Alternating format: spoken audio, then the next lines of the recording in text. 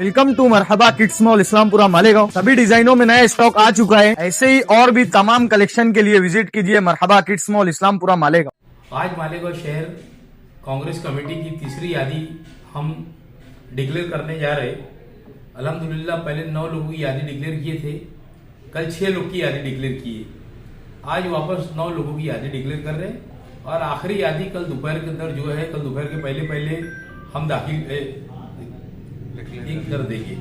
अभी पहला नाम है Parveen Bano Shaikh Anwar, ward number 8, Najma Bano Anwar Hussain, ward number 15, Parveen Bano Sattar Khan, ward number 16, Behbood Abdul Khaliq, ward number 19, Arsiya Firdous Akil Ahmed, ward number 19, Abid Khan Arif Khan, ward number 20, Anisa Bano Abdul Gaffar, ward number 20, Atika Bano Mohammad Haroon, ward number 20, Akhtarunnisa Iftikhar Ahmed, ward number 18। ऐसी 9 लोगों की यादी कांग्रेस कमेटी से डिक्लेयर की जा रही है और आखिरी यादी कल दोपहर में जो भी रहेगा, कल शाम को चौंकाने वाले नाम रहेंगे इंशाअल्लाह ताला। कल की आखिरी यादी होगी। अंदर कुछ लोगों की कागज पत्थर की जिन जिन लोगों की पूर्तता है, हम उन्हीं लोगों की कर रहे हैं, क्योंकि अभी तक के कई लोगों के फॉर्म यानी भरे नहीं गए।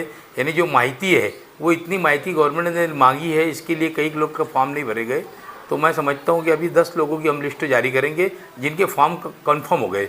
ऐसे 15 और 10-25 लोगों की लिस्ट अभी तक के जारी हो जाएगी। समझ लेना फॉर्म जो भरे जा रहे हैं, इतनी मालूमात मुश्किल है सब भरना, तो आपको ऐसा लग रहा है कि सभी पार्टी के लोग इतनी आसानी से फॉर्म भर लेंगे? 25% फॉर्म रिजेक्ट होंगे, ऐसा मुझे मेरी समझ ऐसी, कम से कम 25% फॉर्म रिजेक्ट होंगे, क्योंकि ये इसके अंदर जो लोग अभी करीब से आए, कई लोगों का पुलिस वेरिफिकेशन नहीं आया, किन लोगों का नादे दाखिला नहीं मिला, किन लोगों का एफिडेविट नहीं हुआ, और माहिती इतनी होने की वजह से हर आम आदमी परेशान है। जहाँ पर जाओ वकील के पास 8-8, 10-10 नंबर है। एक फॉर्म भरने के लिए कम से कम 2 से ढाई घंटा लग रहा, फिर उसके बाद सूचक अनुमोदक, ये सारी चीज़ें अपनों को लेकर कम से कम 2-3 घंटा लग रहा। तो फॉर्म बहुत मुश्किल चीज़ है। ऐसा मैं समझता हूँ कि 25%, कम से कम 20 से 25% फॉर्म रिजेक्ट होंगे। सभी की पार्टी के होंगे, ऐसे ज़रूरी नहीं कि एक ही पार्टी के होंगे। अगर बहुत चालाकी से किसी ने भरा होगा तो बात अलग है, बाकी ऐसा नहीं लग रहा कि सबके फॉर्म पास होंगे। अभी तक आपने 15 उम्मीदवारों के नाम का ऐलान कर दिया, तो उस वार्ड में आपको कैसा इलेक्शन लग रहा है? तामीर की बुनियाद पे हम इलेक्शन लड़ेंगे। शहर के अंदर हम ये बताएंगे कि एजाज बेग एक एसडी कारपोरेटर अच्छा काम किया शहर के अंदर। आप लोग एजाज बेग के भरोसे के ऊपर ओढ़ दे। हम लोग जिन कारपोरेटर को आपको दे रहे हैं, हमारे कारपोरेटर का मुंह देखकर मत दौड़ दे। एक कांग्रेस का कारपोरेटर एजाज बेग का मुंह देखकर एक अध्यक्ष होने के नाते तो मैं काम करूंगा शहर के अंदर। शहर के अंदर बहुत खराबा है शहर के अंदर कामकाज का, तो हम लोगों को अल्हम्दुलिल्लाह आपको मैं बताता कि मेरे वार्ड के अंदर तो सब काम हो चुका।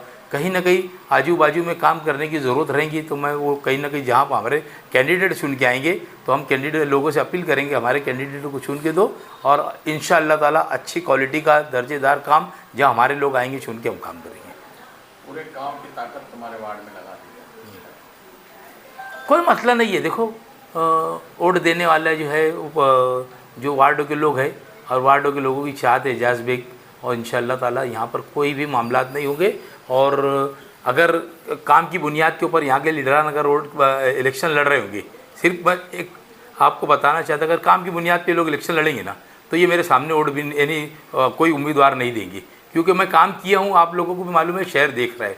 तो अगर काम की बुनियाद से हट के ये लोग वोट यानी इलेक्शन लड़ेंगे तो बात अलग है, फिर मेरे सामने उम्मीदवार दे सकते हैं लोग। आपके सामने बड़े उम्मीदवार आने की ऐसी चर्चा चल रही है, बुजुर्ग और बड़े आदमी हैं, वो आपके सामने इलेक्शन लड़ने की बात। देखो इलेक्शन जमहूरियत है, सभी का हक है लड़ने का, कोई बात नहीं है। मेरा तो वार्ड है, मैं तो यहाँ से आप हमेशा चुन के आता हूँ। मैं तो ऐसा कोई भगोड़ा नहीं कि भाग के दूसरे वार्डों में चले जाऊँगा।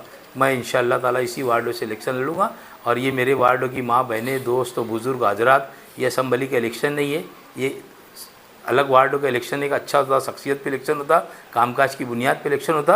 यहाँ के लोगों से मुझे बहुत उम्मीद है कि मैंने जो कहा था 5000 की लीड के ऊपर, इंशाअल्लाह ताला इससे कम की लीड पे मुझे चुन कर देंगे। आपने 25 उम्मीदवारों को लिस्ट डिक्लेयर करने का अभी ऐलान कर दिया है। मुफ्ती साहब की इतनी बड़ी पार्टी है, पूरे शहर में उनका होल्ड है। अभी तक सिर्फ 18 उम्मीदवार हुए, उसमें से कुछ कांग्रेस के बागी उम्मीदवार है, कुछ आसिफ भाई को छोड़ के आए। तो क्या आपको लगता नहीं कि उनके साथ में लोग जाने तैयार नहीं? तैयार हो यार, सब जाने के लिए, उनके साथ जाने के लिए तैयार है। पर उनका मुझे ऐसा लगता ना कि अंदरूनी मामला कुछ न कुछ खलफसार का शिकार है और उसकी वजह से वो अभी तक के डिक्लेयर नहीं कर पा रहे। इतनी बड़ी पार्टी के यानी आज बोले तो शहर के एमएलए उन्होंने कब से बॉडी डिक्लेयर करके और ख़त्म करना चाहिए था। बहरहाल उनकी क्या वजह है कि वो अभी तक के नहीं करेंगे। मैंने आपको बताया कि भी यानी फॉर्म भरने की इतनी क्रिटिकल है कि एक एक चीज़ का है। बैंक का पासबुक भी अगर नहीं रहेगा तो उसका फॉर्म भी पास नहीं होने वाला है। अभी मेरी अवार्ड कंट्री साहब से बात हुई, मैंने उनसे पूछा तो बोले फॉर्म यानी वो पासबुक साथ में ही लगेंगी उसकी जेरॉक्स तो, नहीं तो फॉर्म रिजेक्ट हो जाएगा। तो अभी तक के तो लोगों के खाते नहीं खुले, तो ये कब इनका ऐलान करेंगे, कब ये करेंगे। तो ऐसी बहुत सारी दुश्वारियाँ आएंगी। इतना आसान नहीं है वो, जितना आसान समझ के वो कर रहे हैं। और वो असल में उनके और भी दूसरी बात ऐसी कि इंतज़ार इसीलिए था कि उनके पास कैंडिडेट बहुत से वार्डों के अंदर नहीं थे। वो जो भाग भाग के इधर उधर से गए ना, तो वही कैंडिडेट उनको मिल गए और उनके पास खाना पूरी हो गई।